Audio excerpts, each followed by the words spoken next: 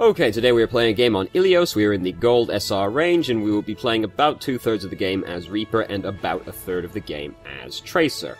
And our current team composition is Diva, Orisa, Reaper, Soldier 76, Lucio, and Zenyatta. So we don't have a Mercy, which is very, very sad, of course. We also don't have a main healer, because we've got Lucio and Zenyatta.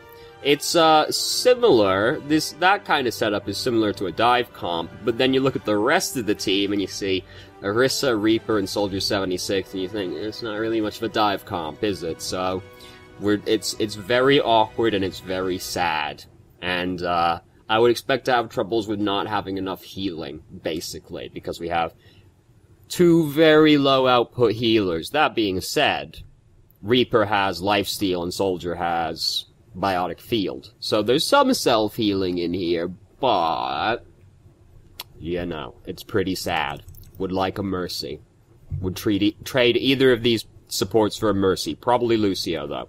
Because, Lucio hasn't been so great lately. He's not as bad as Anna, but it's quite rare to see a Lucio these days, isn't it? Anyway, we are also on the console today, by the way. Look at that. Oh, he remembered at the start of the video instead of halfway through, like always. Or sometimes not at all. Okay, in the accompanying email, it also says, here's a game of my brother playing Reaper and Tracer. I'm playing with him as Orisa throughout this game. We are at about 2,200 SR. After watching this back myself, I noticed he tends to use his abilities early and doesn't engage as an attacker to his fullest potential. Perhaps you can go over where he can improve as an attacking player and what role he should be filling when he plays these types of heroes. So, broadly speaking, all of the offense heroes are about applying pressure. They just all do it in a slightly different way. Reaper is quite versatile because he can be played in a variety of ways. He can be played as a flanker, he can be played as a frontline fighter, or he can be played as a bodyguard instead, or a defender, I suppose. With this kind of team composition, Orisa, Soldier, and Zenyatta are all going to be sitting right next to each other, probably as far away as they possibly can.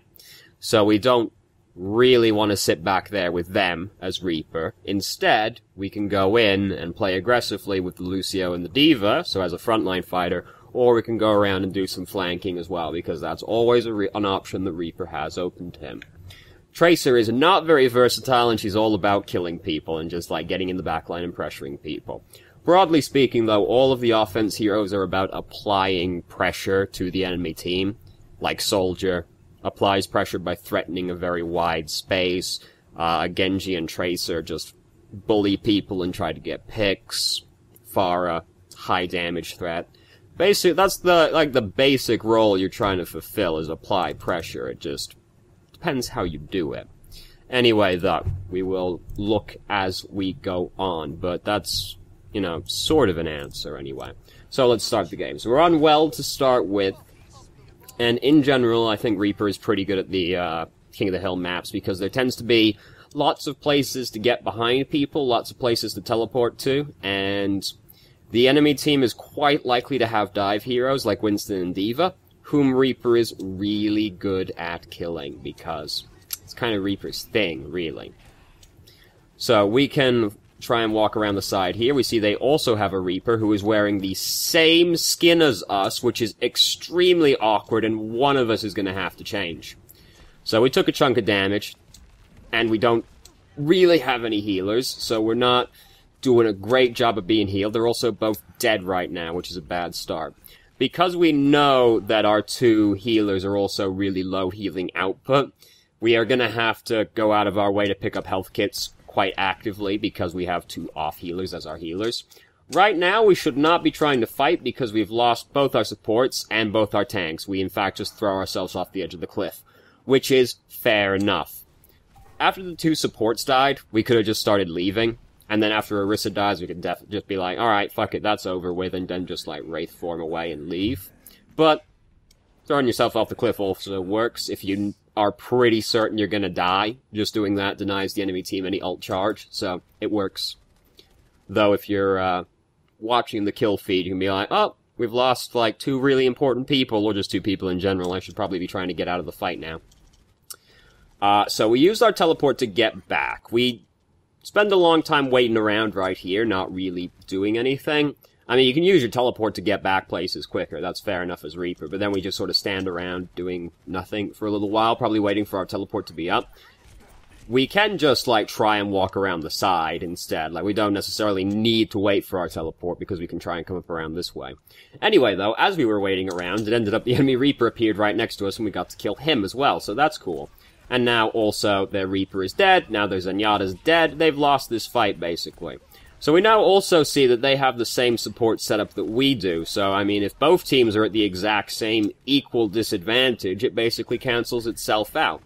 So anyway, though, we got to pick off their Reaper, then we got to pick off their McCree, and it was basically all over from then after that. Oh, that really sucks for Hanzo. That was a really bad use of Dragon Strike anyway, so... But, even worse for him, it got cancelled. So, sucks to suck, basically. There goes D.Va throwing her ult in over there, probably not accomplishing very much. So here, target-wise, we are given a couple options. We see Zenyatta, that basically what I'm building up to here is Zenyatta is the one we should be trying to kill. Because Zenyatta's really easy to kill, his hitbox is literally just a floating fucking cube. He's an easy boy to kill. Lucio is a very hard person to kill, and he's going off this way, which is also where their Orisa went, so he's got a bodyguard with him. Meanwhile, Zenyatta is putting himself in the room out of the way, where we could really easily follow him in and just kill him. Instead, we're trying to go after the Lucio, and we end up giving up on it altogether. And we could just go in and kill that Zenyatta. Like, he put himself out of the way where people can't really help him, and Zenyatta's easy to kill. He also put himself in a confined location, which is very beneficial for Reaper as well. But we didn't go after him at all. We are coming up on him now. We got him in the end, but he should have already been dead, frankly. So, I've accidentally muted the video. There we go. So, Hanzo's over there. We're low health right now, but we've got Harmony Orb on us. Unfortunately, we can't just kind of run at Hanzo, because we'll get shot in the head. Our Lucio has been booped off the map, which is, of course, quite tragic. Here's their Orisa, which is no big deal for Reaper. We do panic a little bit and use our Wraith form, but now their Reaper is also showing up as well. This is not recommended because of how low health we were when we started doing this. Because we're hovering around at 140 health, right in front of a Reaper. Well, he started reloading, so there's that. We also just heard Deadeye happen. I wouldn't recommend using Death Blossom in the middle of the enemy team when you're that low on health, though, because the risk of coming out, starting Death Blossom, and basically immediately dying is quite high. And you don't want to be the Reaper that gets to say die once, and then goes, ugh, because then everyone laughs at you. So, we are, our team is kind of getting fucked over here. Their Reaper killed our Zenyatta. We're getting back in time to fight. Our team is not really all together right now, because some of us are still regrouping. Soldier also just died, so we shouldn't really be trying to fight right now. Their team in general is a little bit awkward for Reaper, because it's a lot. We just shouldn't even be fighting right now, really, because like our team is not with us currently, and we do need our team to be with us. Even if you're flanking, you do still need your team to be with you. Because if you try to flank, but there's no front line to flank, you just end up becoming the front line, and they all turn on you and kill you. So we just shouldn't have even been fighting right there. As I was saying, though, their team is a little awkward for Reaper, because they have a lot of long-range heroes, because they have close-range heroes as well, because McCree can stun us, which would be very sad. Zenyatta can put the Discord Orb on us as we're coming in. Hanzo can shoot at us from far away and then throw Scatter Arrow at us if we get really close. So their team is quite scary to approach, and it's not really a team that you can just kind of walk at either. So the thing that Reaper does have going for him in this regard is that he can be a sneaky hero, because teleports you. And if it's a team that you're going to have difficulty approaching, you can just teleport from outside of line of sight into another place that's out of line of sight and sneak up behind them. And then you sort of negate this issue. However, if McCree reacts quickly enough, we'll still kind of get fucked. So here the round's about to end, so we have to kind of just come up and touch the point, basically. General thing, getting back quickly as Reaper. Wraith form out of the spawn, and then teleport forward, because then you need Wraith Form gives you like a slight movement speed boost, so it gets you back a little faster. Then while you're teleporting, Wraith Form's cooldown is ticking, and then Wraith Form's getting back up as you get closer, and then you can use Wraith Form during the fight, but you still use it to get back quicker at the same time. And you can use it again and you can use it at the other end of the teleport as well if like you really urgently need to get back. But if you really urgently need to get back, you should change to someone other than Reaper. So we got fucked by the Dragon Strike, basically. But it's okay, most of their teams still died in the end. So I'm not really noticing much of the using abilities really early yet. Because, I mean, I guess you could count this, but this is just what you do as Reaper. It's just this map's, the walk back on Well is very short, so as you're getting back, teleport's cooldown is still ticking. But also, teleport is not really something you use in combat anyway, so it's not really the end of the world. That's a really poor use of Wraith Form, because nothing's happening to us. Unless we thought we were gonna fall off the edge, so we were trying to use it to get back on the edge, but we ended up using it for nothing, which means we don't have it right there when we really need it.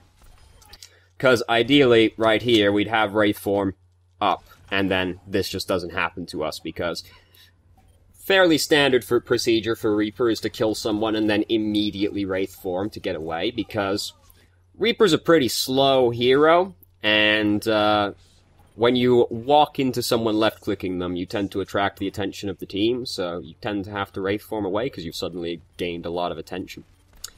Anyway, so we're getting back now. We're about to win the round, and we've almost got Wraith Form, so we're very slowly edging our way around the map. There goes Reaper, probably to use his Wraith Form. Yep, that's exactly what's happening. We can't, don't do that. Oh, no, no, no. You don't use Death Blossom in response to the other Reaper using Death Blossom.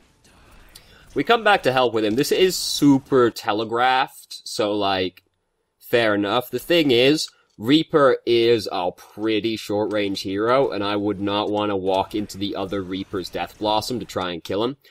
Also, we can kind of see that, like, Orisa is repositioning to deal with it. Zenyatta's fucked. There's nothing he can do except use Transcendence, but he's already used it. So instead, what we could just do is decide we're going to do the exact same thing he's doing, but we're going to do it better, and just, like, come over here and Death Blossom on his team instead. Instead, we come back over here to, like, help with him, which, I mean, fair enough, noble enough intention, but we as Reaper are not... Poor Tracer. We as Reaper are not very good at helping with the other Reaper's Death Blossom, so we're probably better off just going to use our Death Blossom in their team instead. And just decide, hey, if he's gonna do it, we're gonna do it, but we're gonna do it better, basically. So, there was right after I said I wasn't seeing much of the using abilities earlier, we saw some of it. So we're now on... which map are we on now? We're now on Ruins, which is a bit of an awkward map for Reaper. Just because longer range heroes are very popular on this map. Such as Pharah and Widowmaker, so... can be a little awkward for Reaper on this map, but it depends what the enemy team does. So we're going to walk around this way, as is fairly standard procedure for Reaper, and get killed by Scatter Arrow. We didn't see Sonic Arrow. No, he just saw us coming. And then we get one shot as we come around the corner. Happens. Can't realistically see that that's coming. So, and I mean, that's kind of the point of Scatter Arrow, really. You can, like, one-shot somebody as they come around a corner really easily, so... Doesn't matter, though. Our team won the fight even in our absence. I suppose you could say, well, you could teleport past the doorway and then come up behind them. That's like... no one would do that, though. You know. So we've been hooked. We do have to be wary of Roadhog, because... well, we have to be wary of Roadhog provided we haven't seen him hook. If we've seen him hook, he's not scary. If we haven't seen him hook, Roadhog is the only tank we have to actually be afraid of, because he can one-shot us like that. So if you haven't seen Roadhog use his hook, just exercise a degree of caution when approaching him, because, yeah, he's the tank that can kill Reaper, because he can do exactly that. And his team was there to help him out as well, so... in general, pretty fucked. So their Mei already has her ultimate. We should not be doing this. We've lost this fight. all we do here is go in to die as well. And, no. Just wait. I guess we help stall the point out for a little bit longer, therefore building up more percentage, but I'd rather just regroup with the team faster rather than contributing to the staggering that happens. But anyway, so haven't really gotten very much done this round. So they have a Winston. We fuck Winston really good. So because their team has changed significantly, their team has become quite difficult for us to actually go into now because they have May and they have Roadhog. Because of that, they also have Reaper, so they have a lot of very scary close-range people, and Roadhog can kill us, like, hook us as we're approaching as well. It's very scary. Because they have a Winston, we could play it a little bit more cool now, and, like, sit back with our team, kill the Winston, and the people, and then, like, Reaper's probably gonna try and follow the Winston in, we can help deal with the Reaper, and then move in with the rest of the team after dealing with those people. So we could play more defensively now, because their team has become very hazardous for us to really approach.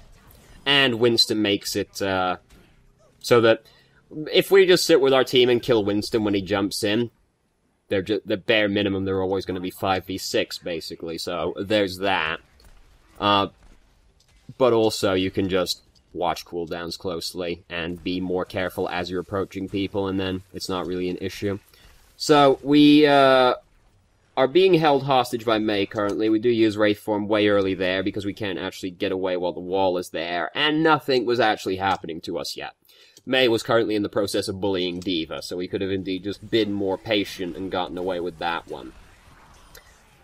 Reaper is currently spinning on us, but it's okay. Zenyatta's used Transcendence, so there's no concern. We also have Death Blossom right now, however there's not really much point using it right here. Then that happens. We did have Wraith form off cooldown, and we're low health right now, so we can just Wraith form to leave. Because we are still in the middle of the point. Even though it kind of looks like we won the fight, we have not killed their entire team, so somebody's probably going to appear.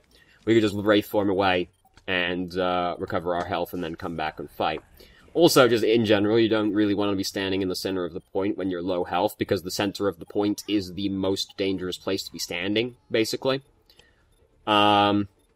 So, our team is not quite winning the fight, which is bad. We are currently Wraith forming into the enemy team. This is not recommended, and that is also not recommended because their whole team is here.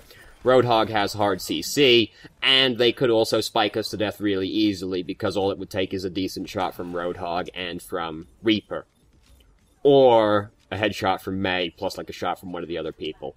Just not recommended. Just be more calm and, save the Death Blossom for where you can actually fight with your team and actually have a decent chance of success. So now we have changed to Tracer. Probably to get back to the fight quicker, it looks like, more than anything else, but Tracer's also fine because Tracer is quite good against all of the people on their team, really, because she can still kill Winston. You just have to kind of be careful about it. Tracer is still good at killing Winston as long as you are playing it carefully, because you can attack Winston from further away than Winston can attack you, so you can just sit out of his range of influence and shoot the shit out of his face, which is basically the entire front of his quite big model, and bully him. Tracer also bullies Reaper because she is slightly longer range than Reaper is, also more mobile than Reaper is, so you can just kind of run circles around him. And also she's good at killing May because May will never freeze you. She has to just get a lucky headshot on you, basically, is about it. So, and then Roadhog has to actually hook you. If he does hook you, you're pretty fucked, but he does have to hook you. So why did we use Recall? We used it to get out of that, because we didn't have a blink up? No, we had a blink up. We didn't need to use Recall right here. We could just blink backwards out of the blizzard and we would be fine. And when Recall is on cooldown, you have to play a lot more cautiously as Tracer. Because we don't have Recall up, we're going to die right here. Whereas if we had Recall up, we would probably not die right here. I mean, we might still die right there, but we would certainly live longer or get away, probably. If you don't have Recall up, you have to play a lot more carefully as Tracer, because that's the way you get away a lot of the time. Just blinking can get you out of trouble, yeah, but Recall is like the emergency button, basically. So if it's not up, you usually have to play more cautiously until you actually have it up again. So we are going to try and get around the backside. We have been shot by May, and we use recall. We didn't really need to use recall right there. Now I'm really starting to see the early ability usage that was mentioned in the email. We don't really need to use recall because we could just blink backwards into the room, basically. You don't want to use recall to heal if you don't have to, because if you can just blink somewhere else and get a health kit, you can save recall's cooldown, and as we have just established, recall is a very important cooldown. So if you don't have to use recall, you can just, basically you use recall if you're in the middle of a fight, pretty much. Or you suddenly take, like, a big burst of damage and you don't think you can blink away again.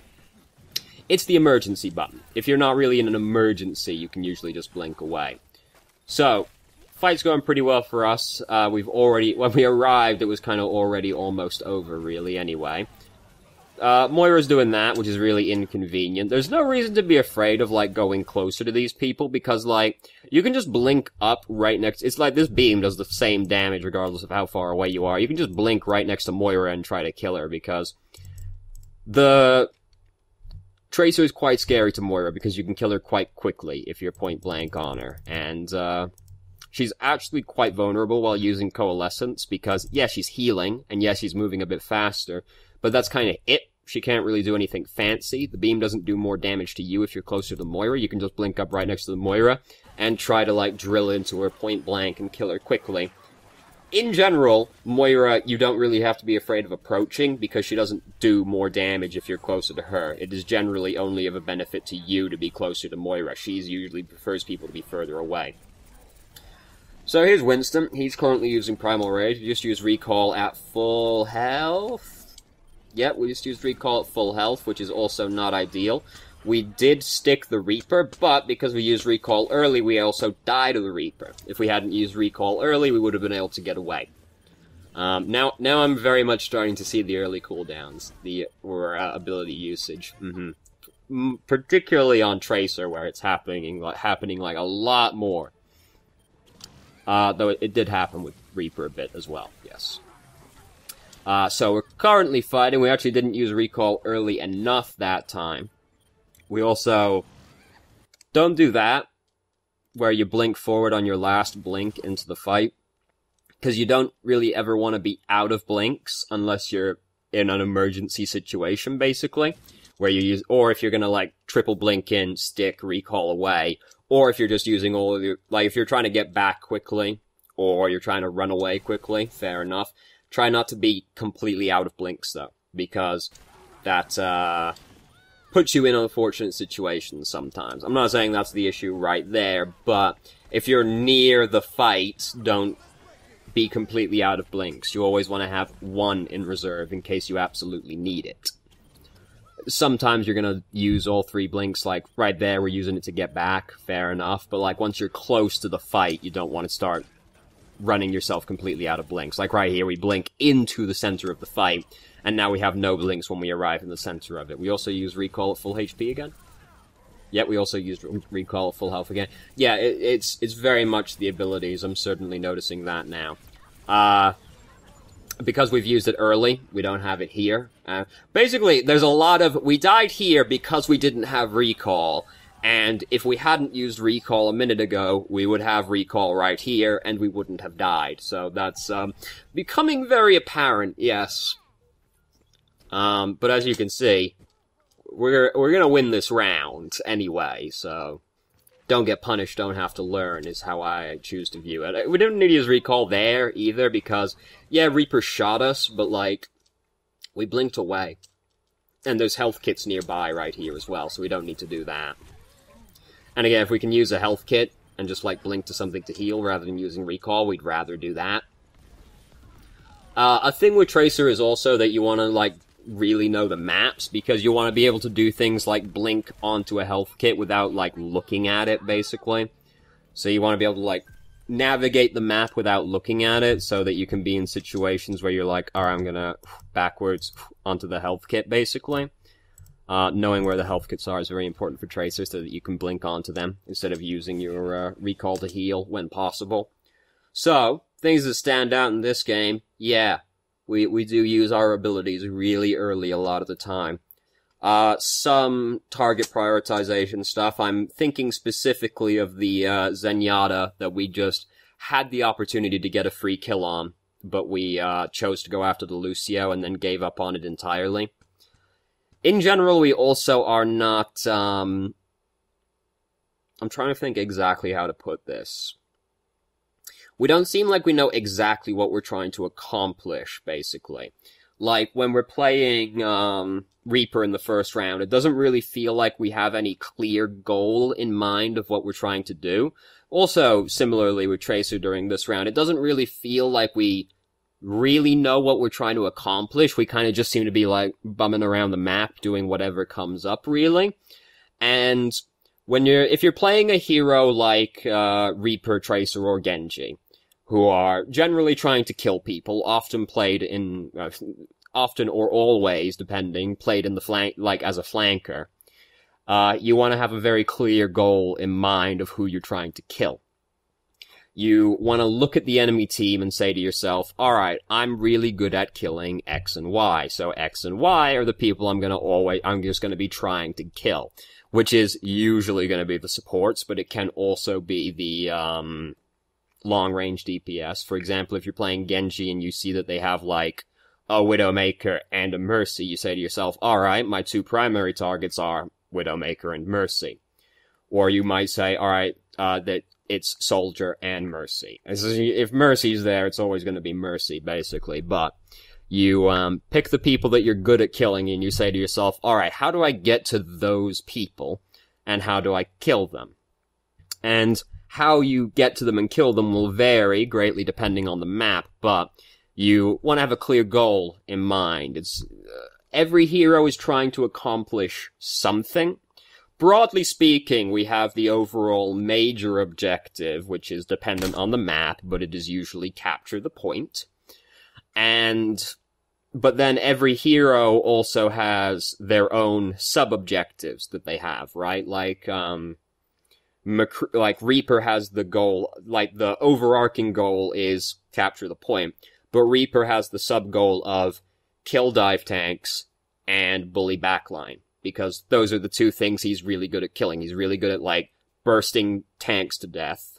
There's, like, I'll say bully dive tank, punish dive tanks, bully frontline tanks, and kill backliners are, like, Reaper's objectives, because he's good at killing tanks, and he's very good at punishing dive tanks who don't think about where they're going. If the Winston's just jumping in blindly without even thinking about it, you can punish him for that because he's going to jump in, you're waiting for him, you kill him, easy money. You can walk it, if you've got like a Reinhardt and they've got like a Reinhardt, you can just walk in with your Reinhardt, bully their Reinhardt through his shield, and then like rate for him back if you're in trouble. And then Reaper he can still flank, and he's still really good at killing supports, as most people are, but Reaper is an aggressive hero. So he's better at it than a lot of people. And then, so, you bully the tanks, you punish the dive tanks, and then you go and kill the backline and the supports. Those are like Reaper's minor objectives. Tracer has the overarching objective of capture the point, but she also has the sub-objective of pressure the backline a fucking lot and try to pick people off. McCree has the objective of capture the point, but then he also has the sub-objectives of punish a Pharah and a Mercy, punish flankers, and defend a backline.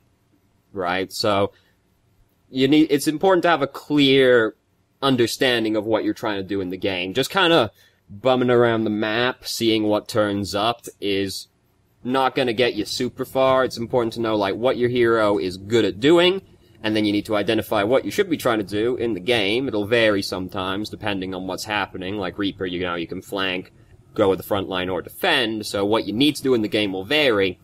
But as long as you know what you're good at doing, you can identify what you need to do in the game, and then you just have to think, alright, now how am I going to accomplish that goal?